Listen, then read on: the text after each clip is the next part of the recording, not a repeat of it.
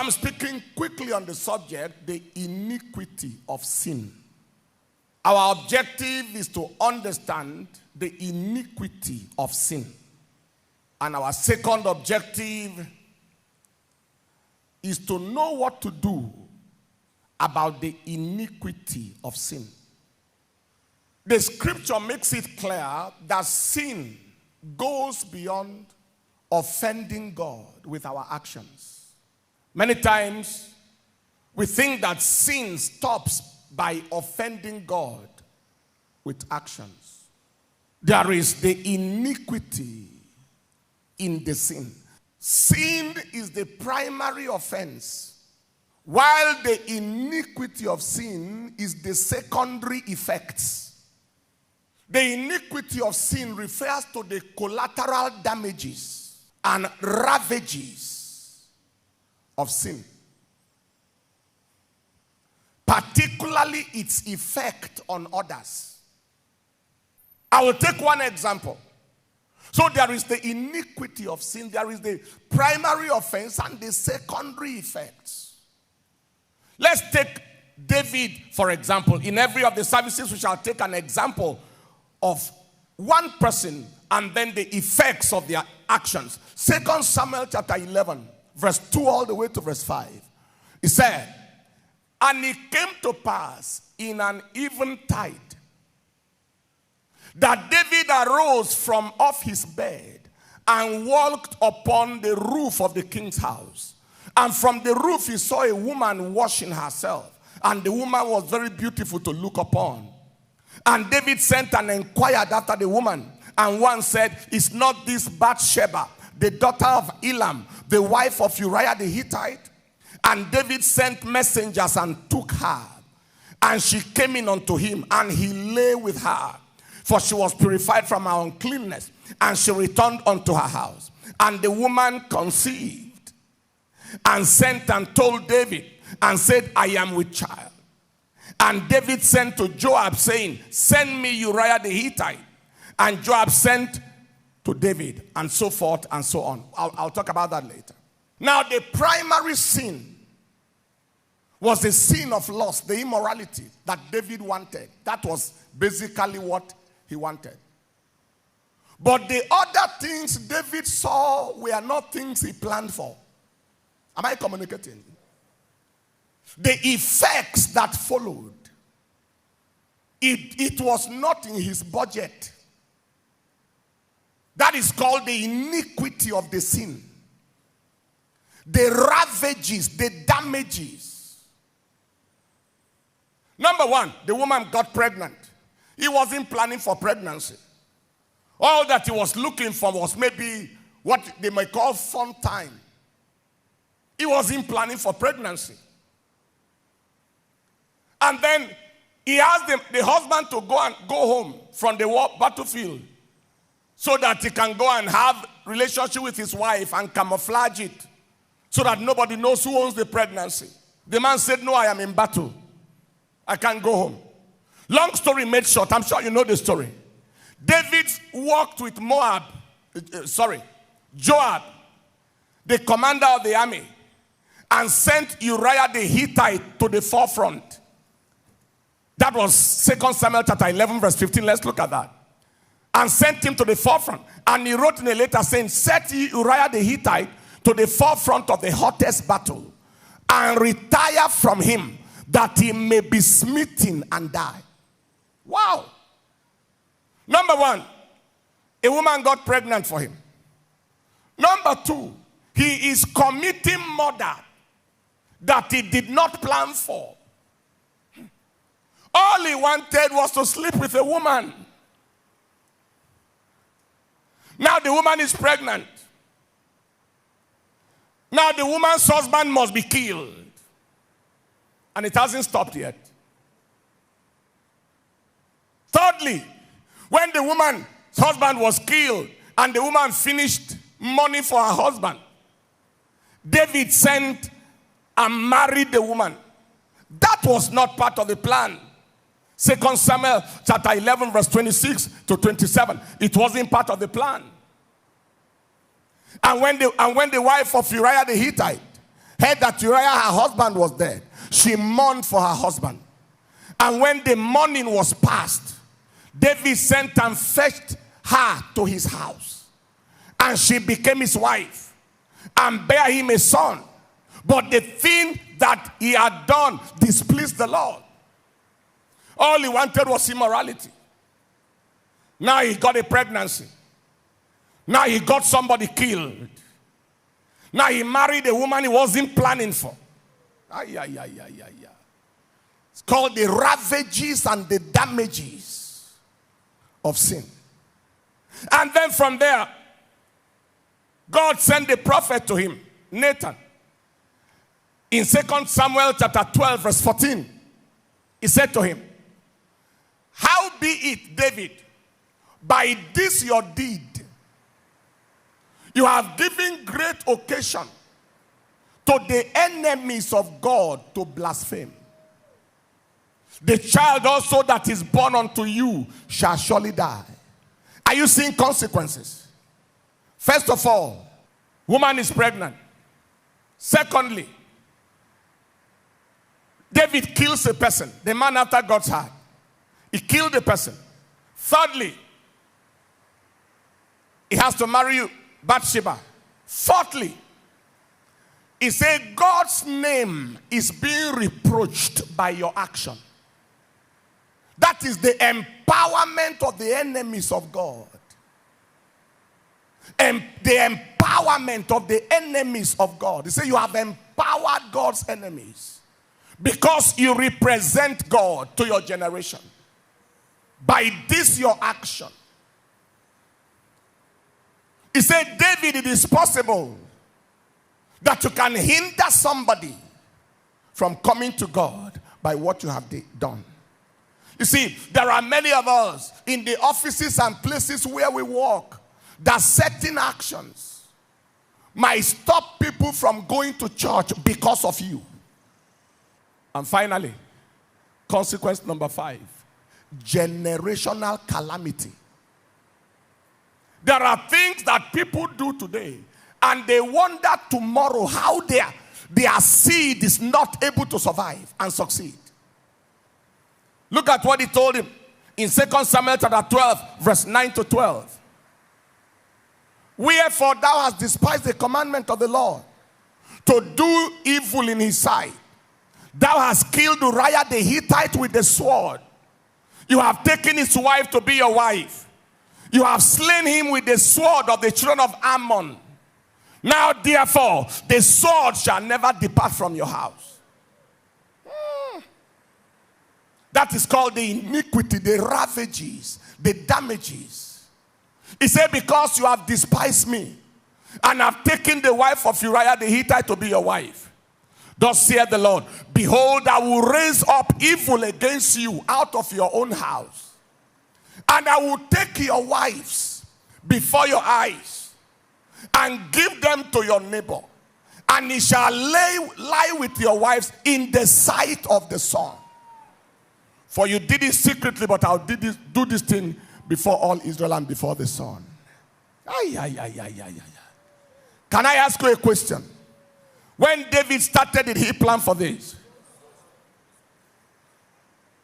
All right. See the ravages and see the damages.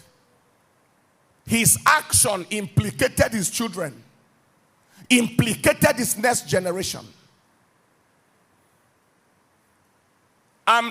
What do you call her? Amnon loved Tamar and sent for Tamar and raped Tamar. And Absalom heard that his sister has been raped. And Absalom went and killed Amnon. The sword has started.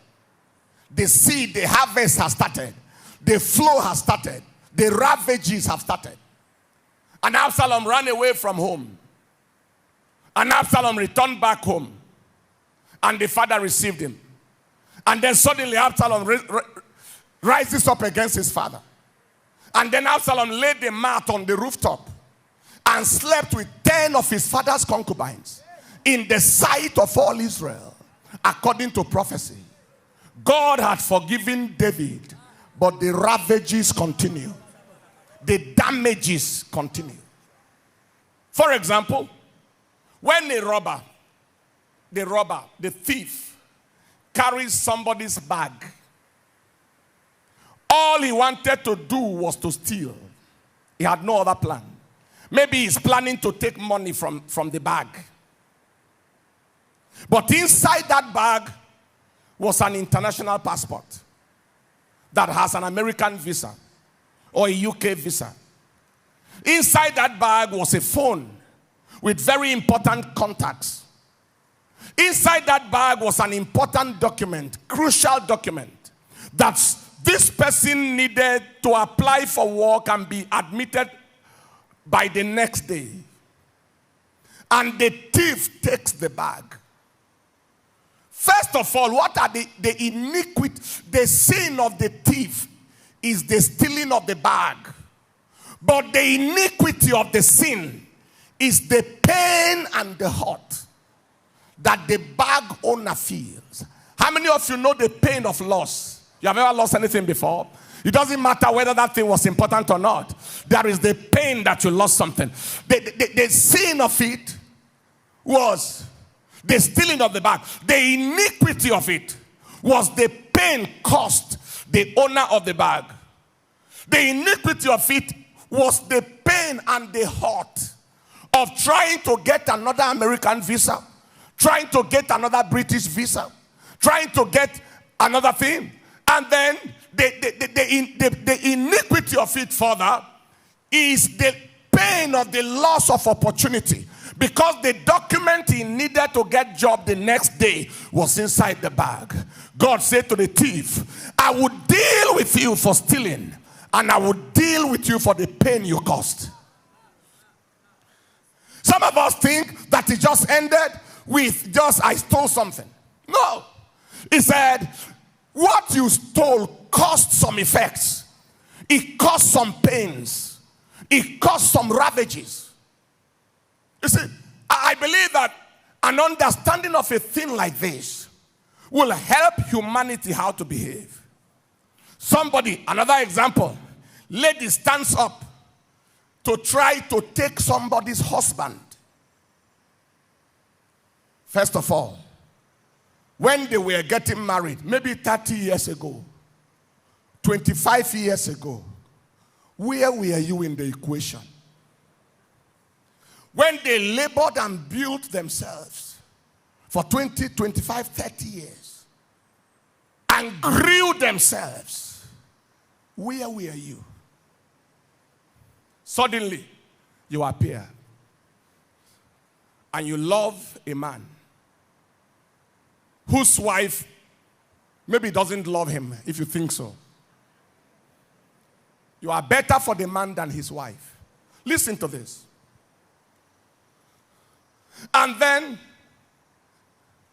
you step into the house to divide the house. There is the pain, the joy that was in the home. The strange woman steps there to ruin that joy. She stepped in to deny the woman the joy of her husband, making that woman to live perpetually in tears. At times turning that woman into a shadow of herself, because I have seen many women who are victims of strange women. Most of the time there is that loss of confidence, that inferiority complex. Is it that I am not good enough? What did I do wrong? And then you put such a pain. The self-esteem is gone. Then you hijack. A lady was calling a woman from the hotel.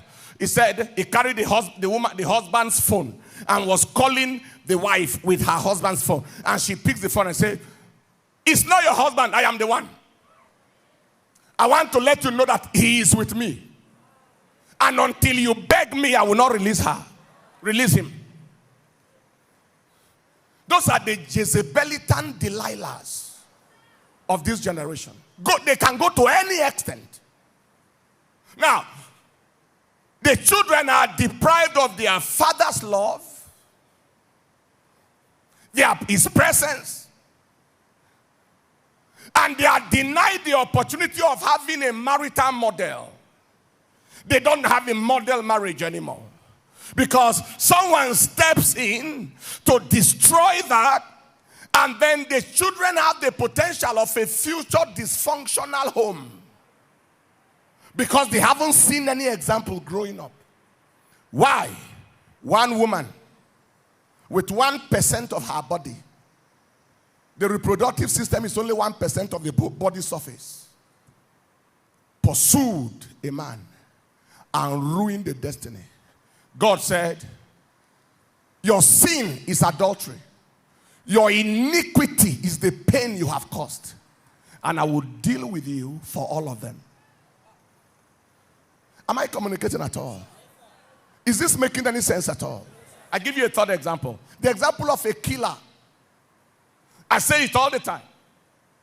Maybe there was a political situation and the man wanted a post and somebody say, help me kill somebody. Now, I tell you a story. I was in my office one day and a man met me.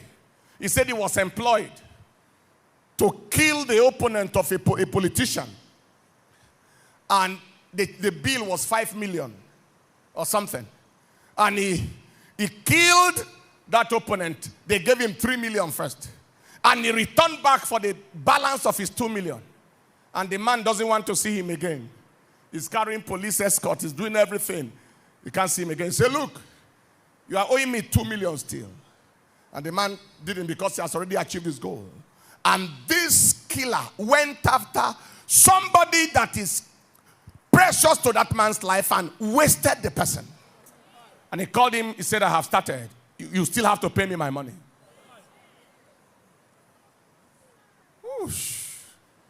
When he started, he didn't plan for that. He didn't plan for that. Sin is a chain reaction that leads to iniquitous outcomes, ravages and damages. Am I communicating? That killer rendered a woman a widow, turned the child into an orphan, turned the mother childless, turned the friend friendless, and some dependents who depend on this man for school fees and all that, he turned them into destitutes by one action. God said, your sin was the killing, the mother, but your iniquity is the multiplied pains you have caused and the psychological trauma you have given to people and the consequences that people have suffered because of your wickedness. Is God speaking to someone here today? There are people who lack confidence in any human being's love because of a wickedness perpetrated by a killer in their eyes. There are those who live in psychological, emotional trauma and fear because of what they had experienced, because of somebody's action. And God said, for what you did, for the primary thing, the sin of killing, I'll deal with you. But for the consequences of it you caused, I will deal squarely with you. Beloved brothers and sisters, this is where it bothers you. Exodus 34 verse 7. Exodus 34 and in verse 7. He said, the Lord is keeping mercy for thousands, forgiving iniquity and transgression and sin, and that will by no means clear the guilty. That is, if the man does not come for forgiveness, he is visiting the iniquity of the fathers upon the children and upon the children's children unto the third and the fourth generation. There are people suffering today because of parental wickedness of the past. He said your father, your mother wickeded so many people. Pardon the use of that word. He said, I visit the iniquity. That was what happened to David. He said, because of what you have done, sword will never leave your house. Your children will kill each other the way Absalom killed Amnon. See, that is what we call generational curse, ancestral curse. At times, it is a product of generational iniquity. So, beware how you behave today. You can't break a home and expect your children to have a home. Even yourself. You cannot take people's joy and expect that you can have joy in your generation. Never. You cannot take smiles from the faces of people and expect for you to smile all your generation. Never. You cannot. You cannot give people stress and give people distress and expect yourself and your generation to have stress. What is more, you can't be a thorn in the flesh of your generation and not have thorns in your flesh multiply. What you attack, you can never attract. Is God speaking to somebody here? But that is why you are here with your family. So that we can appeal to God if there are generational iniquities to be dealt with.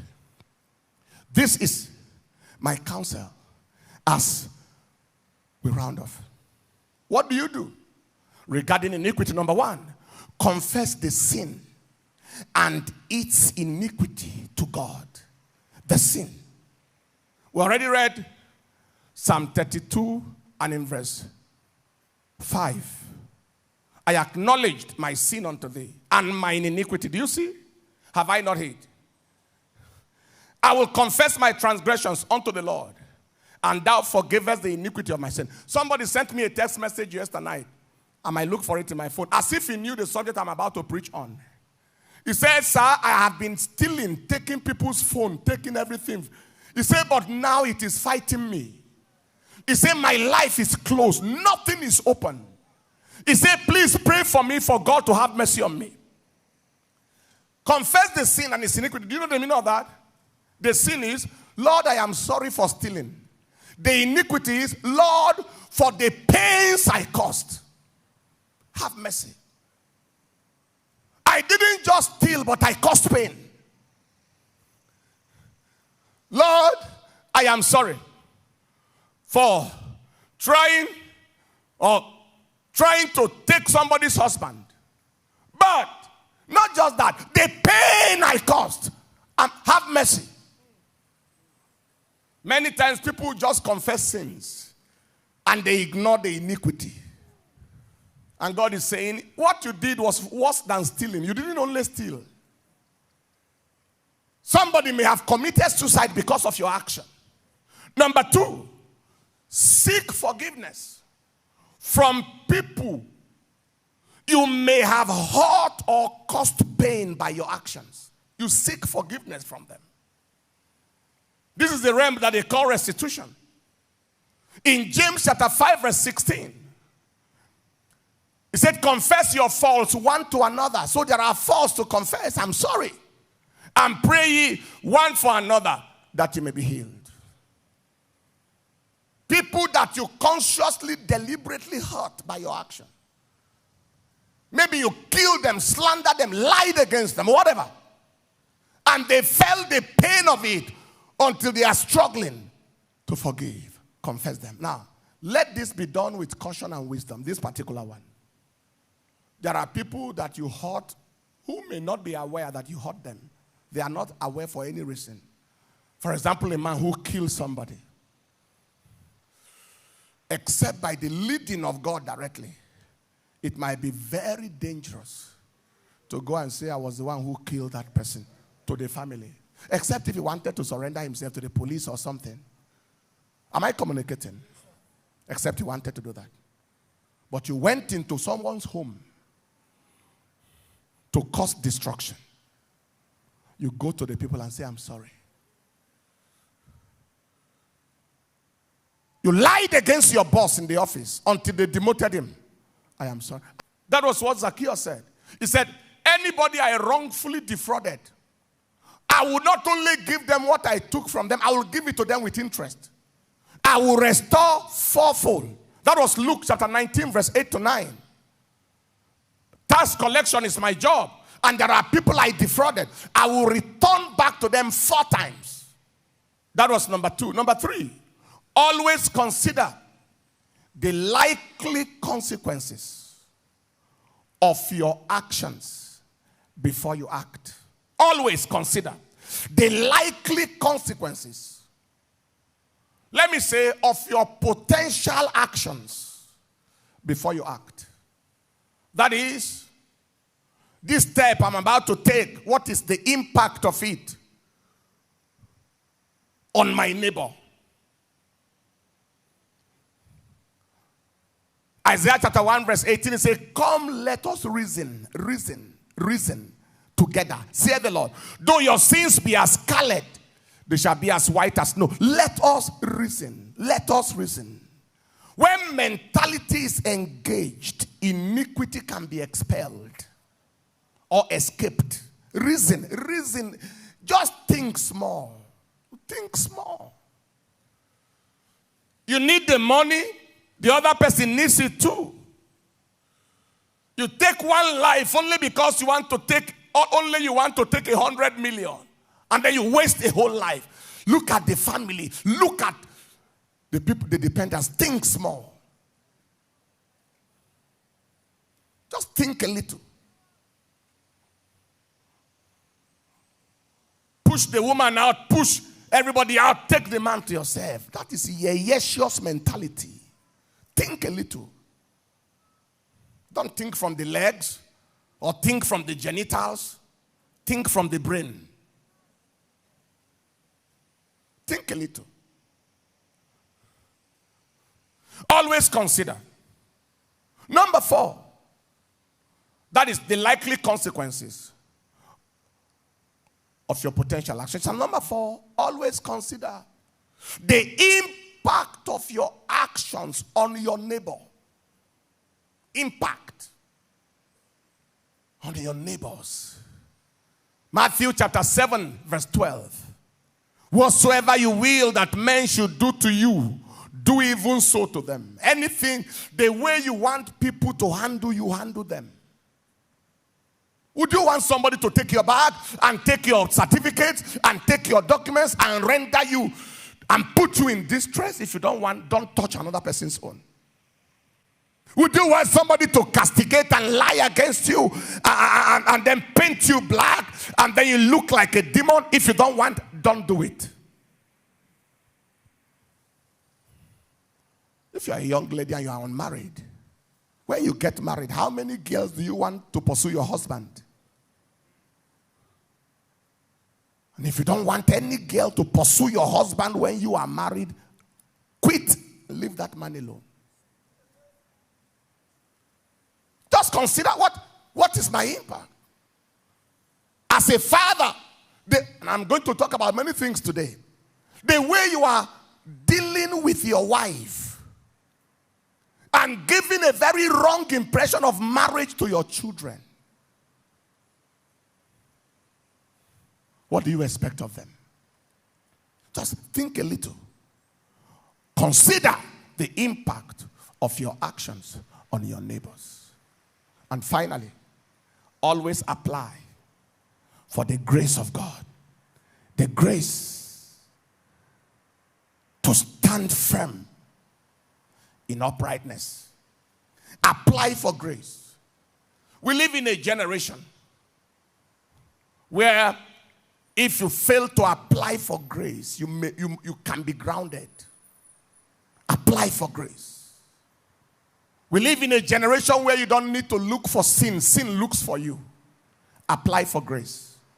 Titus chapter 2 verse 11 and 12. For the grace of God that bringeth salvation has appeared to all men, teaching us that denying ungodliness and worldly lusts, we should live soberly, righteously, and godly in this present world.